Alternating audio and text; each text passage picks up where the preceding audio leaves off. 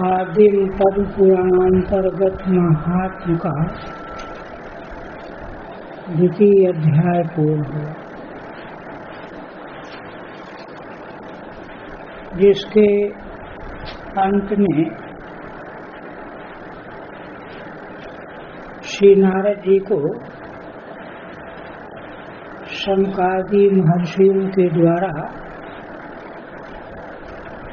भक्ति ज्ञान वैराग्य का क्लेश कैसे दूर होगा, उस सत्कर्म रूप साधन का उपदेश किया। वह है श्रीमद्भागवत का पारायण। यद्यपि देखिए, श्री नारद जी को ब्रह्मा जी से चतुश्लोकी भागवत प्राप्त थी, उसकी महिमा से परिचित भी थे। स्वयं उन्होंने ही भगवान व्यास को, जब वे बड़े खिन्न हो रहे थे, तो उनको उसी श्रीमद्भागवत का उपदेश करके उनको शांत बनाया।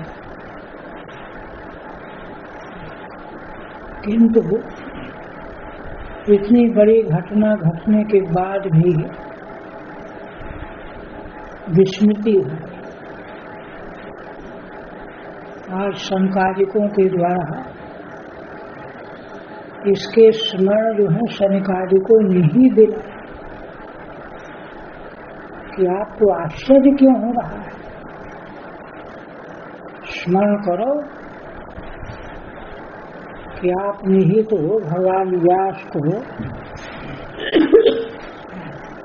श्रीमद्भागवत की महिमा सुनाई थी, जैसे कि वे आनंद मग्न। इस तरह से यह होने के बाद अब आगे तीसरा अध्याय प्रारंभ होगा। श्री नारद जी ने शनकादिकों का उपदेश सुन करके बड़े आदर बड़े प्रेम भाव से ग्रहण किया और कहने लगे,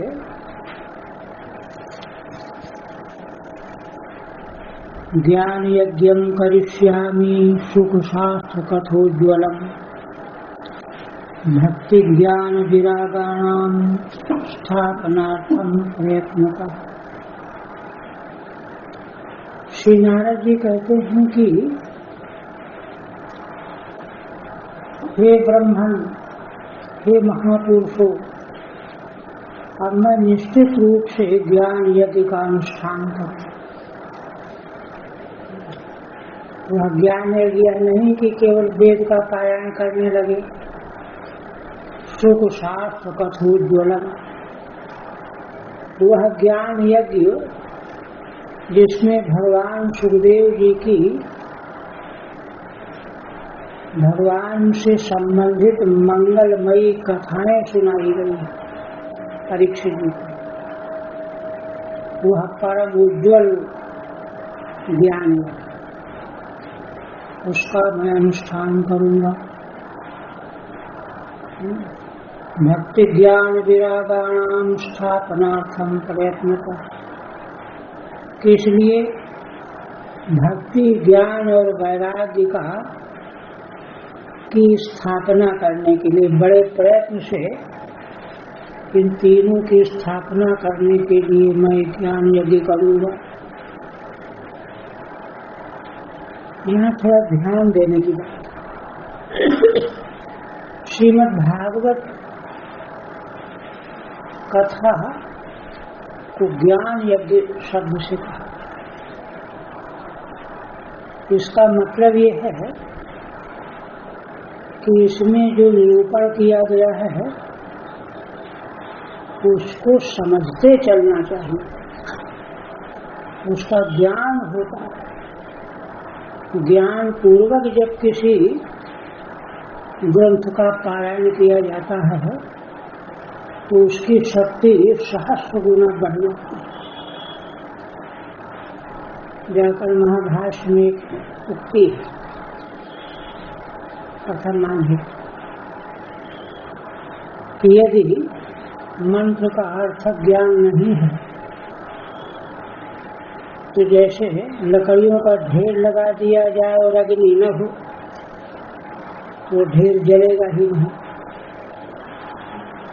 उसी प्रकार से न तज्ज्वलति कर्मचित्, अर्थ ज्ञान के बिना उससे जो दाह, प्रकाश, ताप जो मिलना चाहिए वह नहीं मिलेगा। इसलिए अर्थ ज्ञान पूर्वक इसका पारायण करना चाहिए। अतः यह ज्ञान यज्ञ। भक्ति का क्या स्वरूप श्रीमद् भागवत में व्यक्त किया गया है, ज्ञान का क्या स्वरूप है, वैराग्य का क्या स्वरूप है, इसको हम समझेंगे गहराई से तो हमारे भीतर भक्ति आएगी, ज्ञान आएगा, वैराग्य आएगा। वाराणसी महाराज जी कहते थे कि देखो, ऐसा नहीं है कि पुराने इतिहास में भक्ति का निरूपण नहीं है, ये ज्ञान का वर्णन नहीं है, वैराग्य का वर्णन नहीं है, सर्वत्र वर्णन है। श्रीमद् भगवद गीता में वर्णन है ज्ञान, भक्ति, वैराग्य। किंतु वहाँ का वर्णन कैसा है कि उसको सुनते हैं, सुनकर के फिर अनसुना कर देते। भक्ति की बात सुनी अनसुनी हो गई, ज्ञान वैराग्य की बात सुनी अनसुनी हो गई। किंतु श्रीमद् भागवत में जो ज्ञान वैराग्य भक्ति का जो निरूपण किया गया है, इसको महाराज कहते हैं कि यह जैसे किसी नदी या समुद्र में बाढ़ आ जाए, बाढ़ आ जाती है तो क्या होता है, सारे किनारे के गांव, बगीचे, उन सबों को बहाती हुई चली जाती है, अपने में समेट लेती है। इस प्रकार से श्रीमद् भागवत शास्त्र में इन तीनों की बाढ़ आई हुई है। इनको सावधानी से सुनने वाला अनसुना नहीं कर पाएगा, उसमें अपने को बहता हुआ देखने लगेगा। अनायासे भक्ति प्रकट हुए बिना रहेगी नहीं, ज्ञान वैराग्य प्रकट हुए बिना रहेगा नहीं, ये महिमा है इसकी। इसलिए नारद जी कहते हैं ज्ञान यज्ञम करिष्यामि। तभी तो और साधनों से उनका दुख नहीं गया, फिर कोई न कोई कारण है ना, कारण यह है। इसलिए तो केवल परिपाटी का पालन करना, सप्ताह ज्ञान यज्ञ, केवल बैनर लगा देने का से मतलब नहीं है उसका वस्तु स्वरूप समझना चाहिए। सुख शास्त्र कथोज्वलम, और प्रयत्न पूर्वक भक्ति ज्ञान वैराग्य। बाढ़ जब आती है तो सब जगह पानी भर जाता है, इसलिए गांव हो, शहर हो, छोटे गांव हो, आश्रम हो, जंगल हो, सब जगह पानी पानी। भक्ति ज्ञान वैराग्य का सर्वत्र अद्भुत हो जाए, यह आकांक्षा है देवर्षि नारद जी की। किंतु हे भगवान, आप कृपा करके यह भी बताइए कि मैं यह कहाँ पर आयोजन करूं, कुत्र कार्यो मया यज्ञ स्थलम तद वाच्यतामि है। देखो, शास्त्र का कहना यह है कि चाहे लौकिक कोई साधन हो, चाहे शास्त्रीय हो, बिना महान पुरुषों से आज्ञा प्राप्त किए बिना, उनसे समझे बिना नहीं शुरू करना चाहिए। इसलिए कहते हैं कि भगवान आप लोग, उन्होंने ही तो कृपा करके रास्ता बताया है, इसलिए उन्हीं की आज्ञा के अनुसार कहाँ मैं यह करूं, किस समय करूं, सारी बात। देखो शास्त्र की एक दृष्टि है, माता पिता की आज्ञा के बिना तुम बड़े बड़े धर्म कर्म के काम करोगे, सफलता नहीं मिलेगी। योग वासिष्ठ वर्णन आया है कि भगवान के मन में बड़ी इच्छा जगी तीर्थाटन करो। उन्होंने सोचा कि पिताजी आज्ञा देंगे कि नहीं देंगे। अवस्था तो भी छोटी थी भगवान की, 15-16 वर्ष की थी, राजकुमार। तो पिताजी के पास गए, उनके चरण दबाने लगे कि कहीं मना न कर दे। देखिए सात्विक भाव जो है, कितनी विलक्षणता होती है उसमें। ऐसा जीवन जीने वाले लोग कहाँ रहे कलयुग में। इसलिए तो सारा समाज नरक बना हुआ है, मनुष्य को एक ढूंढने से दिखाई नहीं दे रहा। तो महाराज प्रसन्न हो कहते हैं कि बस बोलो क्या बात है। तो कहने लगे कि पिताजी मैं आपसे एक आज्ञा चाहता हूँ। बोलो बोलो, इसमें देर क्यों कर रहे हैं? वो तो इतना चाहते थे भगवान को कि कहने क्या, तीर्थाटन करने की इच्छा। तो कहा ठीक। महाराज ने स्वयं योजना बना, सेना साथ में, मित्र लोग, सारी व्यवस्था, रहने ठहरने खाने पीने का सब। राजकुमार की यात्रा है, तो इसका मतलब असल में यह है कि माता पिता गुरु से आज्ञा लिए बिना सोचे, कोई सोचे कह रहे कोई हम गलत काम करने जा रहे हैं क्या, अच्छे काम तो करने जा रहे हैं, क्या आज्ञा लेना है। ये नहीं है, धर्म वहाँ नहीं होगा। माता पिता की अवहेलना करने वाले जब मंदिर में दर्शन करने जाते हैं ना, तो देवता मुंह खोल लेता है, दर्शन करने वाला। प्रवेशिका में प्रवेशिका की शिक्षा नहीं है इसके पास, दर्शन करने जो ऊंची कोटि है भगवान का दर्शन। हरिद्वार में एक रामानंद संप्रदाय के महान संत थे, कहते थे कि देखो भगवान के मंदिर में जाओ तो भगवान का दर्शन होना चाहिए, नहीं तो पाषाण प्रतिमा का दर्शन होने से क्या।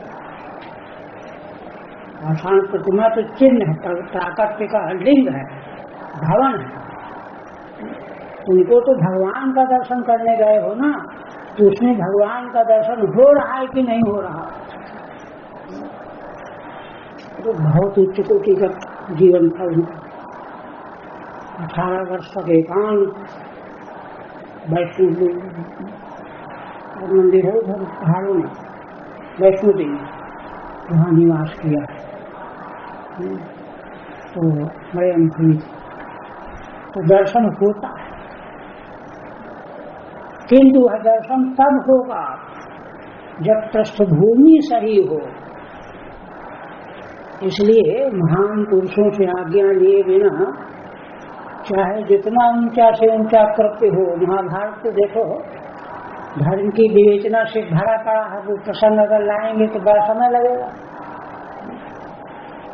इसलिए महाभारत को नित्य प्रति थोड़ा बहुत पढ़ते रहना चाहिए, वही सब कुछ।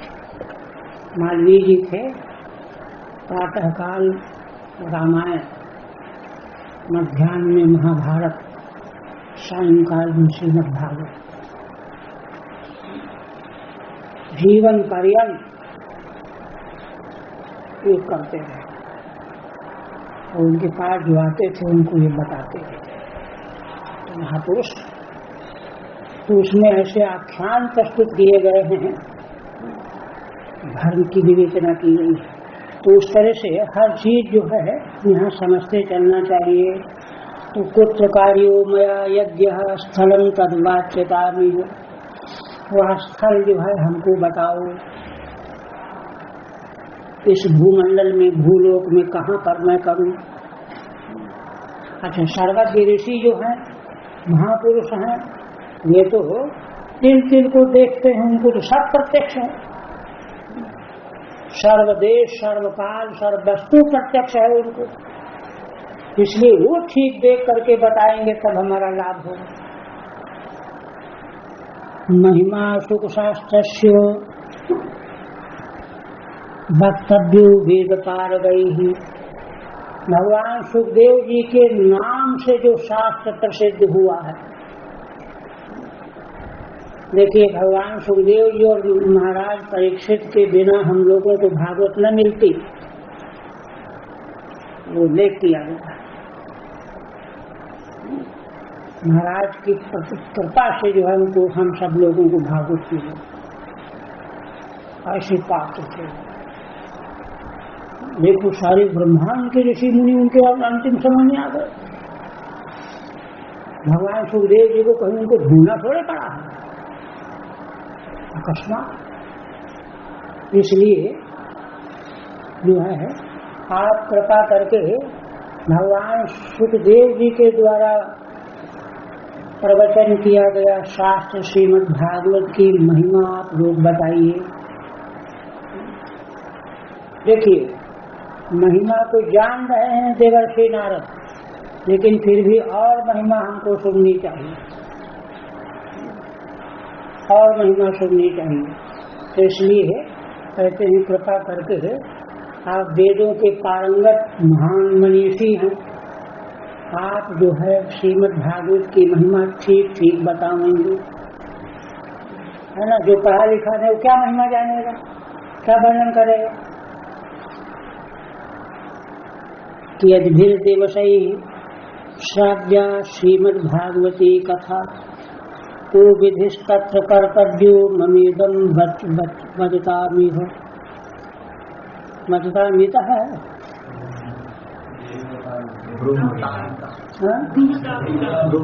अच्छा, ये गलत है। कि अद्भिर देवशई श्राव्या, श्राव्या माने कितने दिनों में श्रीमद् भागवत की कथा सुननी चाहिए और उसके सुनने की विधि क्या करनी चाहिए। तो विधिस्तत्र कर्तव्य ममेदम ब्रुवतामि, आप कृपा करके मुझको यह बताइए, जैसा आप बताएंगे वैसे ही मैं विधि से इसको सुनूंगा। ये प्रश्न सुन करके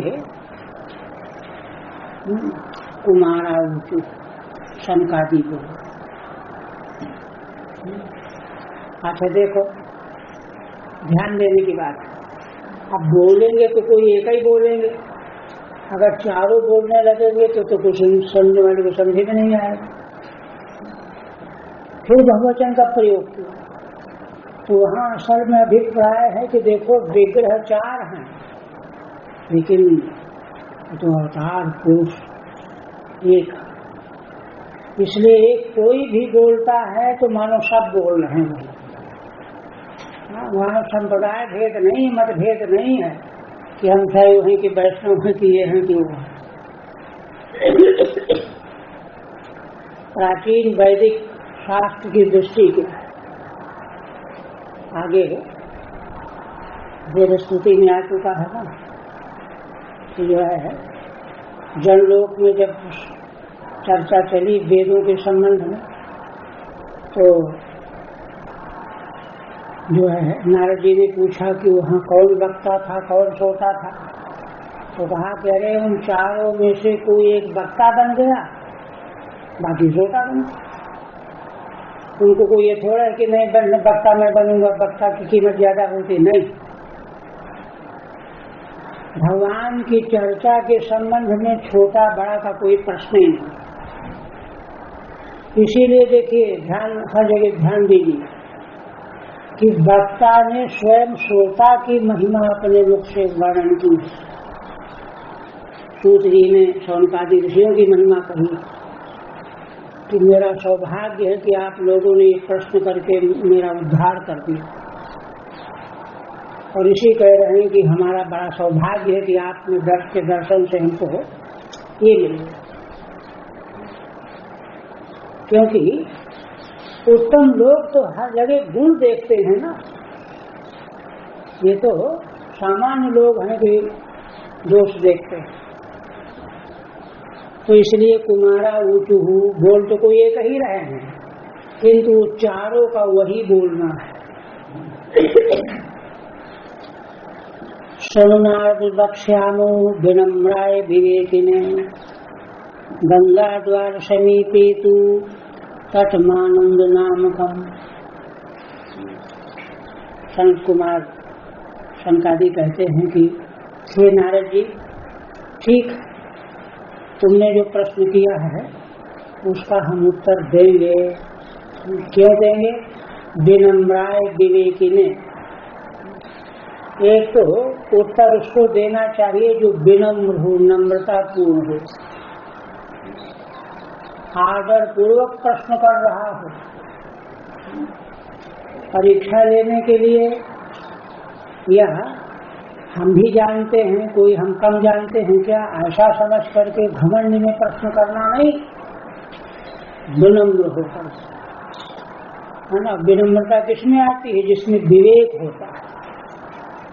विनम्राय विवेकिने, विवेक की शक्ति होने पर ही विनम्रता आएगी। विवेक क्या है? भगवान की महिमा जैसी ही महान पुरुषों की महिमा है, शास्त्र कहता है, ये विवेक है। तो विनम्राय विवेकिनी। तो क्या कहते हैं? गंगा द्वार समीपे तु तटमानंद नामकम। गंगा द्वार हरिद्वार, गंगा द्वार भी कहते हैं, माने गंगा जी तो हिमालय की गंगोत्री से निकली है, किंतु भूमंडल में मैदान में वहीं से प्रविष्ट हुई, इसलिए वो दरवाजा है। हरिद्वार से जो है समतल भूमि में लगी, तो श्री गंगा जी के आने का दरवाजा है गंगा द्वार। हरिद्वार भी कहते हैं भगवान को पाने का द्वार है। भगवान की ओर जाना हो तो वहीं से जाना पड़ेगा, हरिद्वार गंगा द्वार। तो गंगा द्वार के समीप एक आनंद नाम का तट है, तटमानंद नाम का, है ना। ये जो है उनको जगह बता रहे हैं कहाँ पर श्रीमद् भागवत का अनुष्ठान करना। नाना ऋषिगणैर्जुष्टम देवर्षि सिद्धि देव सिद्ध निषेवितम। संत कुमार भगवान कहते हैं कि वह अनेक ऋषि समुदायों से सेवित है, और इतने नहीं, देव सिद्ध निषेवितम, बड़े बड़े देवता और सिद्ध पुरुष वहाँ रहा करते हैं अदृश्य होकर। भाग्यशाली जो पुण्यात्मा है उनको दर्शन हो जाता है, नहीं तो नहीं होता है। नाना तरुलता कीनम नव कोमल बालुकम। वहाँ उस तट में जंगल है जिसमें अनेक प्रकार के वृक्ष और वृक्षों की लताओं से वह भरा हुआ है, और श्री गंगा के तट पर नवीन कोमल बालू फैली हुई, चमकती हुई, ऐसा वह आनंद नामक तट है। रम्यम एकांत देशस्थम हैव पद्म सुशोभितम यत् समीपस्थ जीवानाम भैरम चेतसि न स्थितम। शनकादि कहते हैं कि हे नारद जी, वह बड़ा रमणीय स्थान है और एकांत है, संसारी लोग वहाँ ज्यादा नहीं पहुँच पाते। रम्यम एकांत देशस्थम, एकांत देश में स्थित, हैम पद्म सुशोभितम, उसके चारों ओर सम्मुख है ना, हैम पद माने स्वर्णिम कमल, सुनहले कमल के फूल खिले हुए, हैम पद्म सुशोभितम, उससे बड़ा सुशोभित है, कृत्रिम नहीं, प्राकृतिक है ना, स्वर्ण कमलों से वह सुशोभित है स्थान। यत् समीपस्थ जीवानां वैरम चेतसि न स्थितम, तो यह तो आदि भौतिक और आध्यात्मिक वर्णन किया गया, अब आध्यात्मिक वर्णन बता रहे हैं। कहते हैं कि उस आनंद नामक स्थान के समीप में रहने वाले जो जीव हैं, उन जीवों के मन में किसी के प्रति वैर भाव रहता ही नहीं है, वैर भाव नहीं रहता। मान भट्ट की कादम्बरी वर्णन आया है जाबाली महर्षि का आश्रम, कहते हैं कि उनके आश्रम में सर्प मयूर के पंख के नीचे गर्मी से बचने के लिए छिपा बैठा रहता है।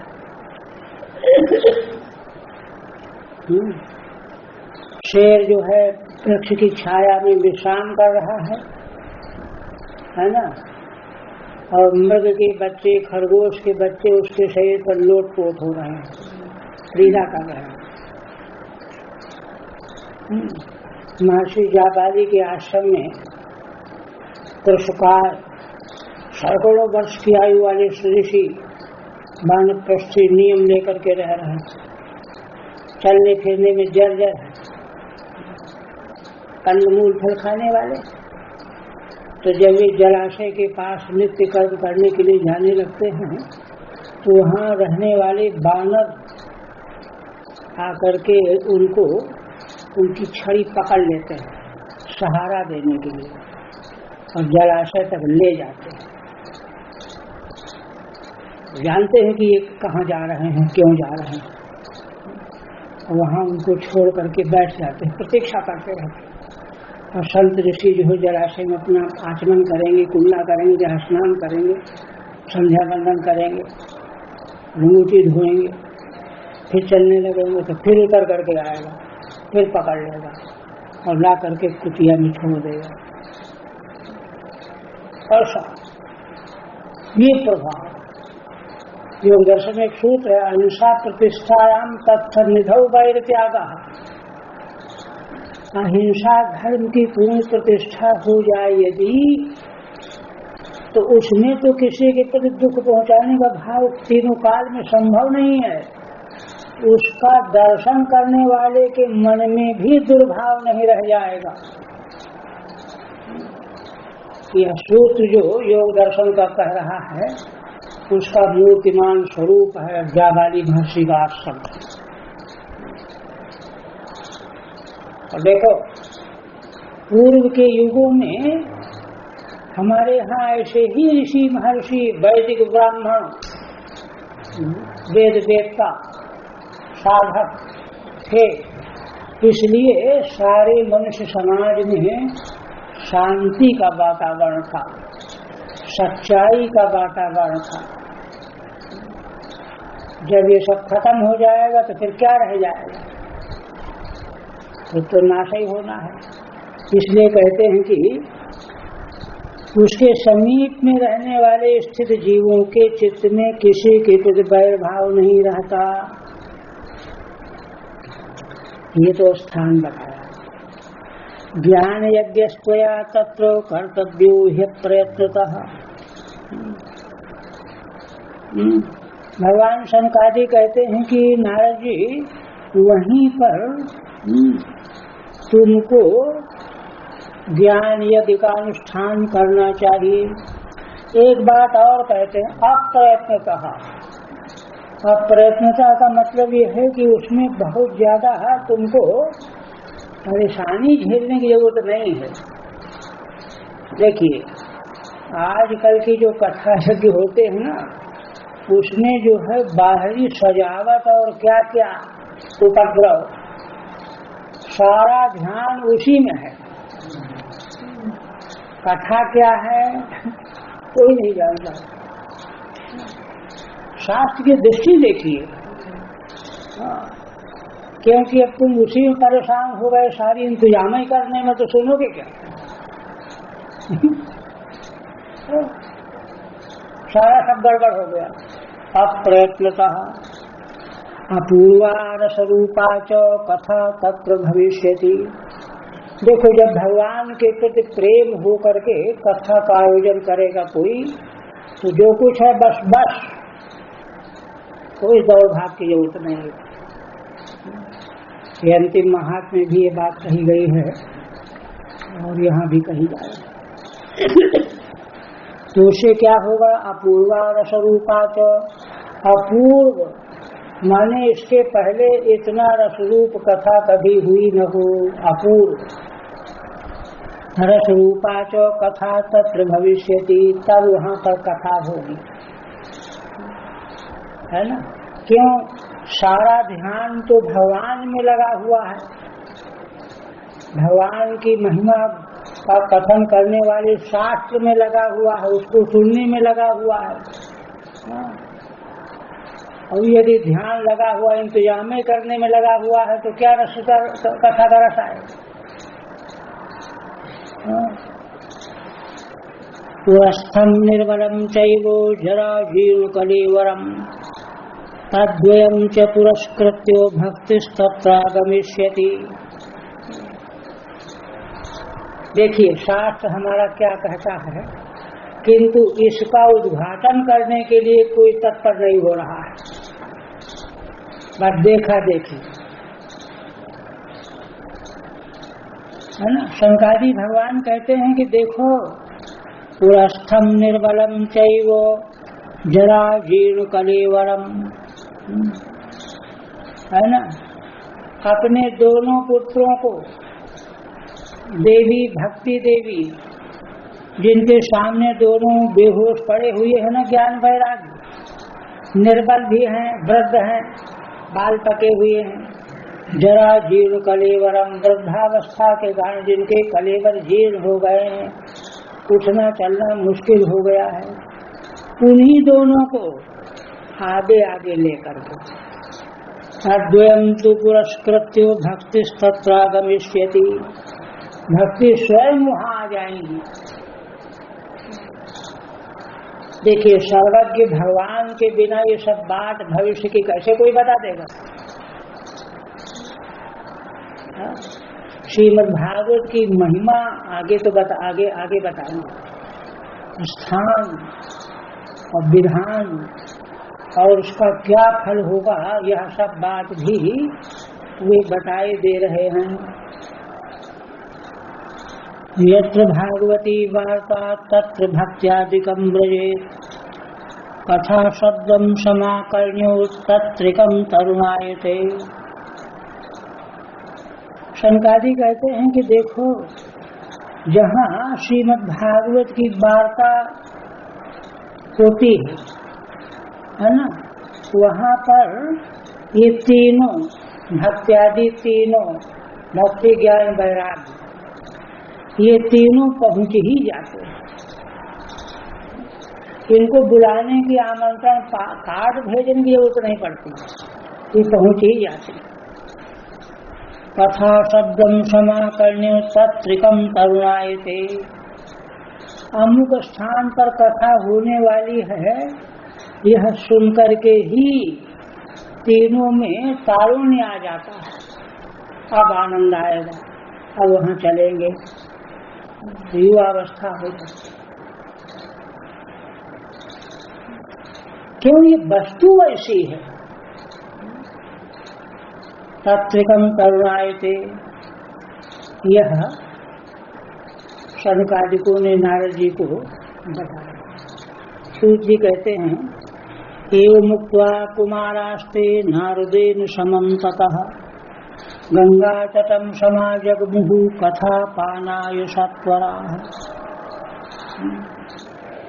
हाँ, कहते हैं कि ऐसा कह करके वे सब के सब कहते हैं कि वे तुरंत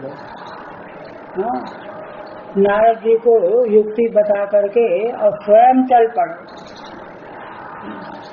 देखिए, यह ऐसा साधन है कि दूसरे को आज्ञा दे दी गई, बता दिया गया और जाओ, ऐसा नहीं। यह तो सभी के लिए आदरणीय कृत्य है। क्या केवल नारद जी की जिम्मेदारी है कि भक्ति ज्ञान वैराग्य का घर घर में प्रचार हो जाए? सनकादिकों की नहीं है ना, हमारी आपकी नहीं है, सभी की है। तो इतना पवित्र संकल्प नारद जी का जो है, तो उसमें हमको भी सहयोगी होना चाहिए।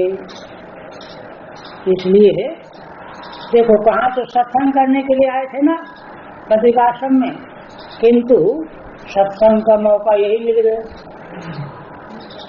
इसलिए तुरंत कहने लगे चलो हम भी चलेंगे। चल पड़े। एवं मुक्त्वा कुमारास्ते नारदेन समम तथा, नारद जी के साथ। ये नहीं कि तुम जाओ सब कर लेना, किसी को बुला के सुन लेना, हाँ, खुद चल पड़े। गंगा तटम समा जगमुहु, और तुरंत आ गए। कथा पानाय सत्वरा, किस लिए आए? कथा पान कराने के लिए। और देखो, जो कथा पान कराता है वो पान करता भी है ना। वो जो केवल कथा पान कराने वाले तो चित्रिकाट की तरह से बोलते हैं। एक जो बोलता है वो खुद क्या जाने, वो नहीं, स्वयं कथा का रस ग्रहण करते हुए दूसरे को पान कराने के। कथा पानाय सत्वरा यदा यातास्तटं तेतु तदा कोलाहलोप्यभूत्। देखिए, जब कोई बड़ी विलक्षण दैवी घटना संसार में घटती है तो सारी सृष्टि, सारा ब्रह्मांड प्रभावित हो जाता है। जैसे भगवान का जब अवतार हुआ तो वर्णन आया है ना कि वायु, आकाश, अग्नि, पृथ्वी, जंगल, वृक्ष, लताएं सब प्रफुल्लित होते, पशु पक्षी, ये सब। तो ऐसी ही घटना यह है। इतना उच्च कोटि का श्रीमद् भागवत का ज्ञान यज्ञानुष्ठान होने जा रहा है। सनकादि और नारद से बढ़कर के है कोई संसार में? सनकादि वक्ता और नारद जैसे श्रोता। कहते हैं यदा यातास्तटं तेतु, जब गंगा तट पर आनंद नाम के स्थान पर पहुंचे, तदा कोलाहलोप्यभूत्, चारों ओर कोलाहल मच गया। भाई क्या बात है, ये सब लोग तो कहाँ आ रहे हैं, क्यों आ रहे हैं? भूलोके देवलोके च ब्रह्मलोके तथैव च। ये देखिए, भूलोक में ही नहीं, देवलोक में भी और ब्रह्मा के लोक में भी। सनकादि तो ब्रह्मा के लोक के ही तो हैं, कथा वाचक और कथा श्रोता ब्रह्म लोक के हैं। तो वहाँ सब जगह कोलाहल मच गया। तो मैंने विशेष आयोजन में विशेषता जो है इस प्रकार की प्रकट होती है, प्रकाशित होती है।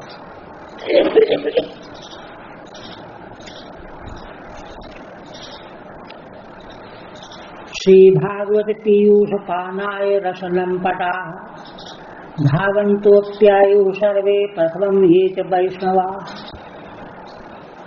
सूर्य जी महाराज कहते हैं कि देखो ऋषियों, श्रीमद् भागवत रूपी अमृत का पान करने के लिए, श्रीमद् भागवत कोई सामान्य चीज नहीं है,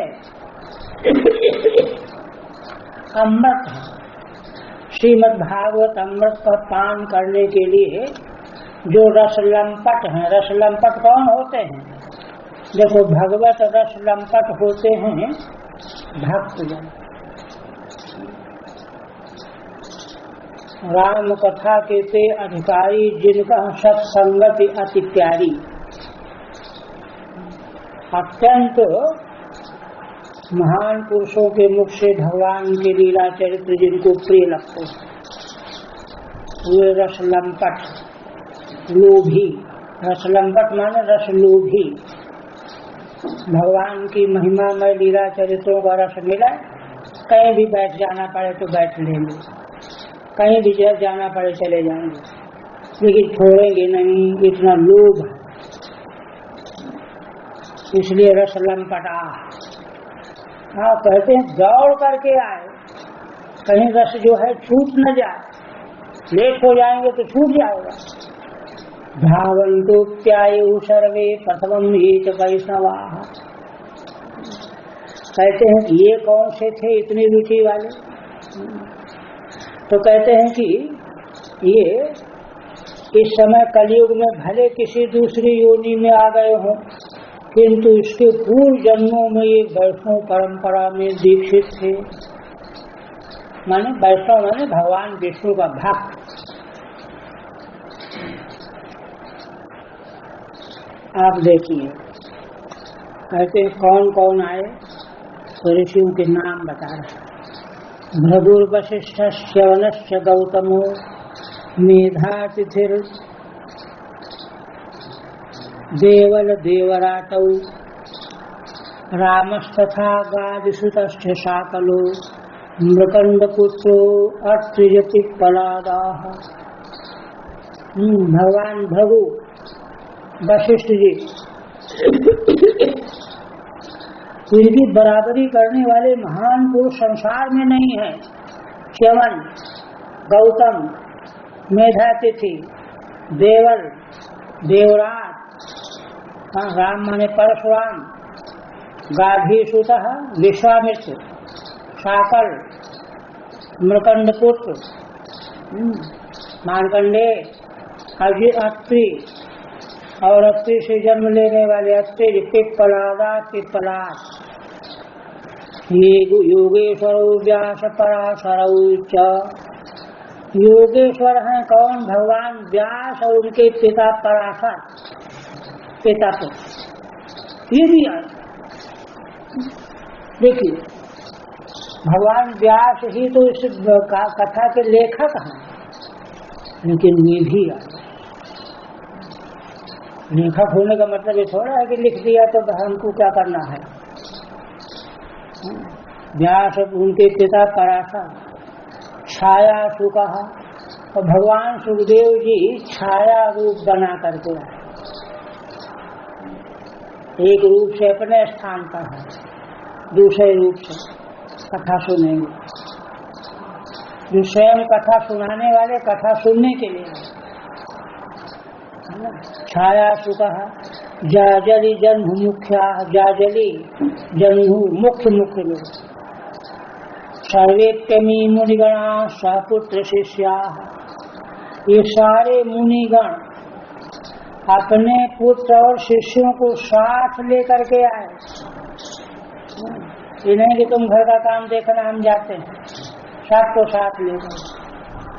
श्रेष्ठी भिरायुरति अर्ति प्रणय नियुक्ता, अपनी अपनी पत्नियों को साथ में लेकर के आए। अति प्रणय नियुक्ता, और सब के सब भगवान की महिमामयी कथा को सुनने के लिए अत्यंत प्रेम से उत्प्रोत होकर के आए। ये तो देखिए, इतने नहीं, वेदांतानि च वेदाश्चो मंत्रास्तंत्रा समूर्तयः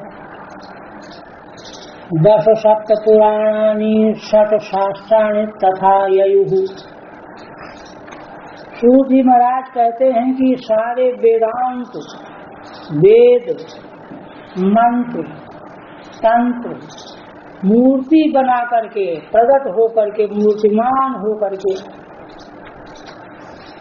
और 10 शास्त्र 17 पुराण, 18 तो भागवत ही है, और 6 शास्त्राणि तथा यही वो 6 शास्त्र भी आ गए मूर्तिमान हो करके।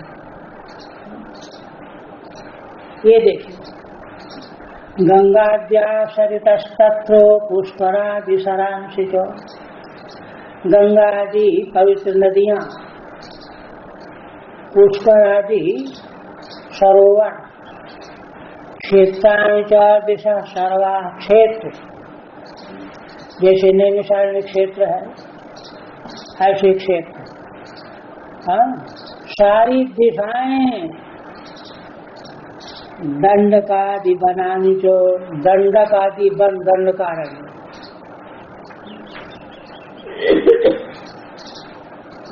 स्थूल, ये सब भी मूर्तिमान हो करके आ पहुंचे। इतने नहीं, नगादयो ययुस्तत्रो देव गंधर्व किन्नरा गुरुत्वा तत्र नायातान भगु संबुद्धि चानयत। नग माने पर्वत और वृक्ष, ये भी आए, देवता गंधर्व किन्नर। कुछ लोग ऐसे थे जो अपने में बड़ा गौरव मानते थे, तो ये सोचते थे कि भाई कोई आमंत्रण तो आया नहीं, बुलौआ तो आया नहीं, हम कैसे जाएं। तो उनके लिए कहते हैं सूरी इसी में लगे हुए थे। तो भृगु जी ने कहा कि क्या पागलपन की बात करते हो, भगवान की महिमामयी कथा सुनने के लिए बुलौआ की कोई जरूरत नहीं है, केवल पता चल जाए चाहे किसी विधि से, ये चाहिए। उनको संबोधित करके, जब उनके महापुरुष हैं तो उनकी बात तो उनको तुरंत समझ में आ गई, हाँ बात तो ठीक कहते हैं, चलो भाई चलो, चल पड़े। संबोधि चानयत दीक्षिता नारदे नाथ दत्तमासनमुत्तमम् कुमारा वंदिता सर्वैर्निषेदुः कृष्ण तत्परा। कहते हैं कि वे सब आ करके दीक्षित हुए, है ना, क्योंकि है ना भगवान मंत्र का श्रवण किया, दीक्षित होना है, क्योंकि भगवान की दिव्य कथा को, है ना, भगवान मंत्र सुन करके सुनना चाहिए। इसलिए कहते हैं दीक्षिता नारदे नाथो, नारद जी ने सबको दीक्षित कर दिया। दत्तमासनमुत्तमम्, और शनकादिकों के लिए नारद जी ने उत्तम आसन बनाया। कुमारा वंदिता सर्वैर्निषेदुः कृष्ण तत्परा। नारद जी के द्वारा व्यवस्था किए गए उत्तम आसन पर सबों ने पहले आकर के शनकादिकों को प्रणाम किया, क्योंकि वो कथा सुनाने वाले हैं, और तब फिर उत्तम उत्तम आसनों पर विराजमान हो गए। सर्वैर्निषेदुः कृष्ण तत्परा। वे सब के सब जो आगंतुक थे भगवान के मंगल में लीलाचर्य सुनने के लिए तत्पर थे। वैष्णवाश्च विरक्ताश्चो न्यासिनो ब्रह्मचारिणः मुख्य भागे स्थितास्ते चो तदग्रे नारदः स्थितः। वैष्णव, विरक्त, न्यासी माने सन्यासी, ब्रह्मचारी, इनको आगे मुख्य भाग में पहले स्थान दिया गया, क्योंकि सर्वपूज्य हैं ये सब। मुख्य भागे स्थितास्ते चो तदग्रे नारद स्थितः। नारद जी तो यजमान ही हैं, श्रोता, वो सबके आगे बैठे स्थित हुए। एक भागे ऋषिगणास्तदन्यत्र दिवौकसः, फिर एक भाग में ऋषियों का समुदाय विराजमान हुआ, उससे अन्यत्र जो है देवता लोग विराजमान हुए। वेदोपनिषदोन्यत्र तीर्थान्यत्र दृष्टियोन्यतः, वेद और उपनिषद मूर्तिमान होकर के आए थे, उनको जगह भी दी गई। तीर्थ आए थे, उनको बैठाला गया। स्त्रियां आई थी, उनको भी जगह दी गई। जय शब्दो नमः शब्द शंख शब्दस्तथैव च, और जय जयकार होने लगा। श्रीमद् भागवत की जय हो, भगवान की जय हो, शंख बजने लगे। चूर्णराजा प्रसूनानाम निक्षेपः सुमहान धूर, चूर्णराजा धान की खील, इनको लोग इनकी वर्षा होने लगी। निक्षेप विमानानि समारुह्य क्रियन्तो देवनायका, कल्पवृक्ष प्रसूनानाम सर्वांस्तत्र समाकिरन्। सूत जी महाराज बता रहे हैं कि ऋषियों देखो तो बहुत सारे देवगण अपने अपने नायकों को साथ में लेकर के विमानों में बैठ करके आकाश में आए, और वहीं आकाश से है ना देवलोक में कल्पवृक्ष के जो फूल थे उनकी वर्षा करने लगे। कल्पवृक्ष प्रसूनानाम सर्वांस्तत्र समाकिरन्, सभी श्रोताओं पर भी, वक्ताओं पर तो है ही, सारे श्रोताओं पर भी फूलों की झड़ी लगा दिया, वर्षा करने लगा। क्यों? भगवान की कथा जो सुनाता है वह तो पूज्य होता ही है। भगवान की कथा जो सुनने के लिए तत्पर होकर बैठता है वह भी पूज्य होता है। इसलिए देवताओं ने सारी सभा में फूलों की वर्षा की।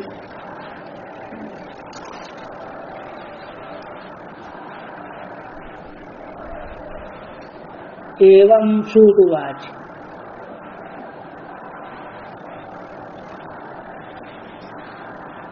एवं तेष्वेक चित्तेषु श्रीमद्भागवतस्य च महात्म्यम ऊचिरे स्पष्टम नारदाय महात्मने।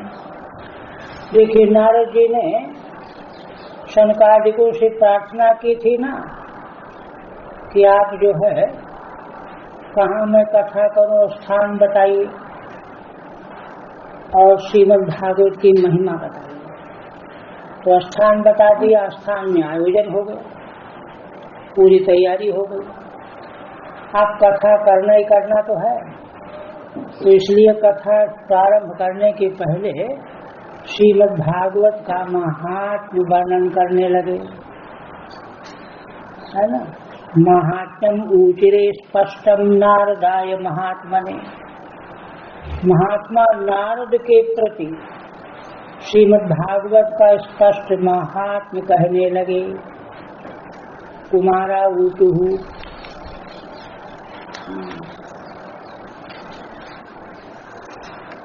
चल रहे अभी तो पूरा तो हो नहीं पाएगा।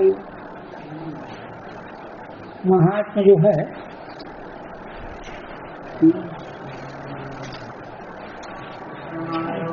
ये जल्दी करना